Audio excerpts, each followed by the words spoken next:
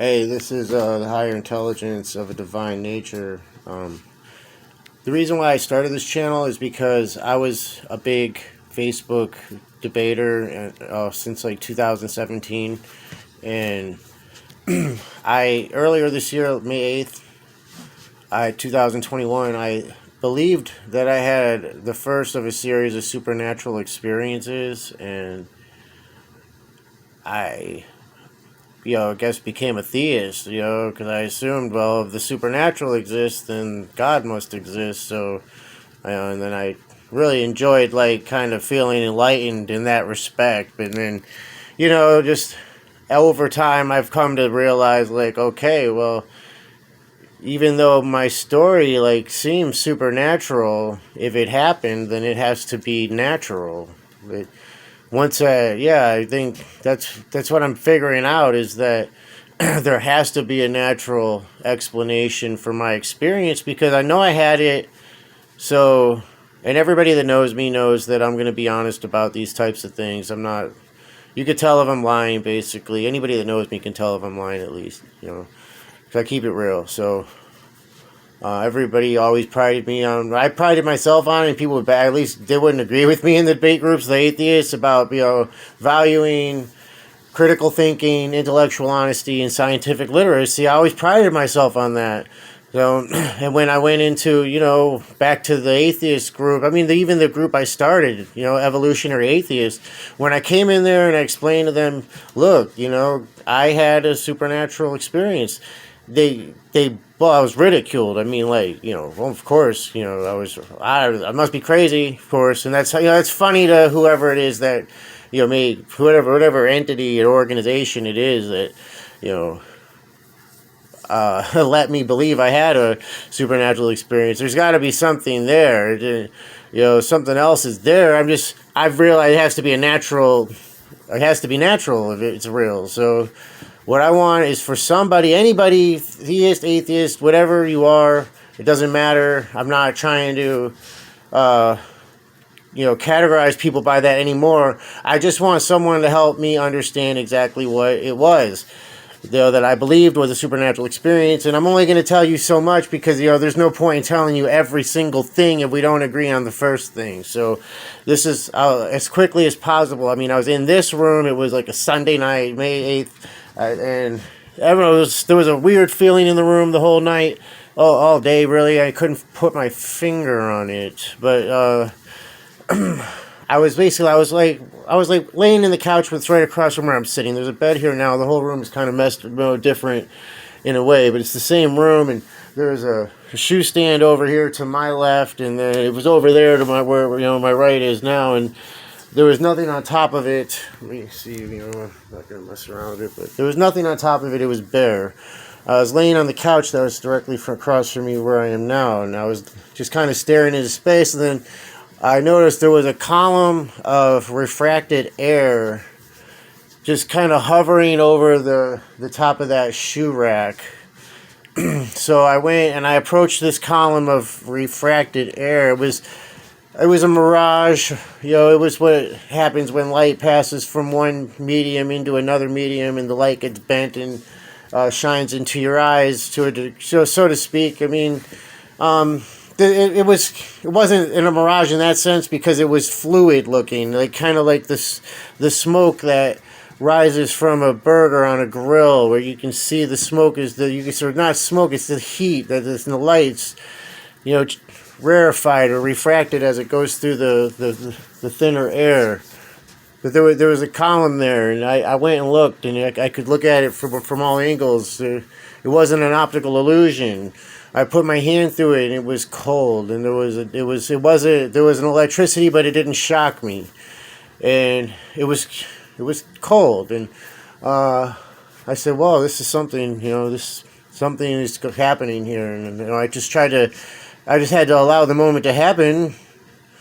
And so what I did was I took a very small cardboard box that could fit in the palm of your hand, and it's very light and thin cardboard, and I put it on the shoe rack and tapped it towards the column of air, and yeah, that's right, the column of air tapped it back. So this is what happened. I immediately said that's a ghost. That was my first reaction was, okay, ghosts exist. That just happened. I'm not so crazy. The drugs have worn off. I'm that just happened. So it was a process. Like, okay, that just happened. Therefore, ghosts exist. Then I immediately thought, how do I fit this into my worldview? Okay, ghosts exist. So, and I'm still like, I'm still in an atheist mindset at this point that, you know, it just, but I mean, it's all this 1 second that I'm explaining happened over maybe, this moment happened over a period of maybe a second and a half, like 2 seconds or something, but still, I remember it like it was long and stretched out, okay? So that just happened, therefore ghosts exist. If ghosts exist, that means that the supernatural exists. And then that was like the moment where it was like, ding dong, ding dong, ding ding ding dong. Like, okay, so if the supernatural exists, that means, and then yeah, God exists, and it was this big thing, and oh my God, I was wrong. This like, this is the best way I can describe it. Like, when I felt that I realized that there must be a God, I felt all my life-giving energy drained from my body. Like, my life force was gone. I felt like weak, like, oh no. And then you can't explain it to people that have never been through it. There's a book though where I had it the whole time, and I just looked at it recently, and they describe it. The people in the book, the varieties of religious experience, you know, they actually, like, it's described in the book. Some of the people describe it. I've got the book here somewhere. It's right. I was just looking at it the other day, and yeah, I was like, oh wow, so the book was even here the whole time, and I didn't look at it. But yeah, I just realized, just read it the other day. That's what I felt like with some of these people in that book. I think it's William James, the author, one of the first psychologists actually before Freud even. But yeah. So, anyways, it was like, I felt like a conscience present. Yeah, like, that's how I felt. And this conscience knew everything about me. And I could feel the knowledge that this conscience had. And I could feel the weight of my bad immoral acts, like, outweigh my good moral acts to a degree. And, like, the degree of, you know, how the intensity of my immorality compared to my morality was directly proportional to the amount of energy zapped. Like, I had no vitality. I couldn't be intelligent anymore. I couldn't be smart and funny.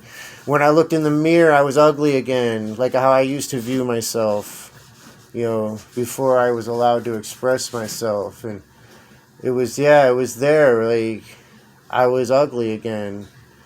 And there was nothing I could do anymore. It was too late. Like, and then, but it wasn't in a sense, but it might be, like, that's what it is now. I'm like in a period where, like, the insanity has become my reality. And, like, I believed, like, you know, I had visions, and now I look back and it's like, you know what, they were probably more likely put there by some natural force. The visions I saw had to be natural in origin because I had them, and I'm a natural entity. I'm a body. I'm organic matter, but my consciousness is, you know, maybe there's some kind of frequency involved there, and some higher intelligence has figured out how to tune in to it, and they can put messages, they can put images in people's consciousness, and maybe this is what it's been the whole time. It's been this entity that they're entirely natural, or,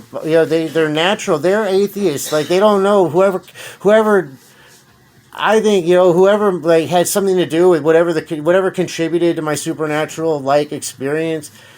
they could not know where the universe comes. This is just, they're so highly intelligent. This is what they do for fun. Maybe they do, like, maybe I don't want to be alive forever. I'm like, when I read these books about wisdom and mystery, like, I don't want the immortality, but then I'm worried, like, oh shit, I might get what I want when I die, and that might, maybe they were like, hey man, you could have been somewhat immortal if that's what you wanted, but no, you wanted an atheist death, so you're just not going to exist anymore. You get what you want. Goodbye, zing. Like, I'm worried like that might be the case, but I don't want to be like, hey man, I better be good so I can, have that awesome existence after I die kind of guy either. Like, it's not really in my nature. It goes against my atheistic sensibilities, like, to only do good for the sake of maybe some prize later on, some later on reward, because I believe in the ethics philosophies, about virtue being its own reward, and not trying to do good for some kind of other type of satisfaction, as for maybe being recognized for the act or getting to live forever, which sounds just dreadful. Like, maybe there's this higher intelligence playing a game, and that once they can get one of us dumbass humans to figure out what the game is, maybe they get to be freed from this immortality bond, that there maybe the hell for them is having to watch us do this, and it is painful for them to watch. Maybe they are suffering as we suffer, who knows, who really knows. I can't call it, but what I mean, like, just the whole experience wasn't bad, even if it's whatever it is, because it's opened me up to possibilities like this. As an atheist, I could only use my imagination so much, but it was still like atheism was like a necessary step in my evolution away from fundamental religion, because that's what I found out now in the end, is that the theology killed the divine wisdom that this higher intelligence was trying to promote, because either they really care about us and they really want us to do good, and us being pure and moral it really does please them, and when we get rewarded for that, or it's just a game to them, and that we're hardwired, human beings are hardwired to be difficult and greedy. There's things like, I wonder, where does cognitive dissonance come from? Why do we have it? Why can't everybody just be open-minded and want to learn and enjoy being proved wrong? And why do we have to be so stubborn? And it's like, we're hardwired to be difficult. We're hardwired to be angry. It's like we have demons. Some of us are like born with demons that attach themselves to us, and we can't leave. We can't get rid of them. And sometimes it's like we have demons that enter into our mind and just create these mental afflictions that, maybe it's a demon, maybe it's a computer program designed to be a demented spirit, or whatever it is. Maybe it's just the experiences we have that cause the mental afflictions, and demon is just a good word to use that's symbolic of that mental affliction. What does it really matter if the message that we give people can help them, whether we come at them in a scientific language or with a religious undertone? What does it really matter? Why do we have to place so much emphasis on beliefs anyways? Why can't we just be good for the sake of being good? Why did I have to go on Facebook and try to prove that I was right to everybody? Why did it have to be about that? Why couldn't I have just been trying to learn from these people? Why, But I guess in a debate group, that's what's being promoted, is more of an aggressive sport competition-like nature. It's not an environment really conducive to learning. That's what sucks, is there's so much learning to be had in some of these groups, because they're some of the most intelligent people that I've ever met are in these Facebook groups, and maybe that's why I just can't seem to leave the groups, but I definitely feel like I've overgrown them, I've outgrown them, and I know other people that feel the same way. So with that, that's my experience, and I want someone to help me understand what I went through and help me figure out a natural explanation for my supernatural experience. Thank you very much.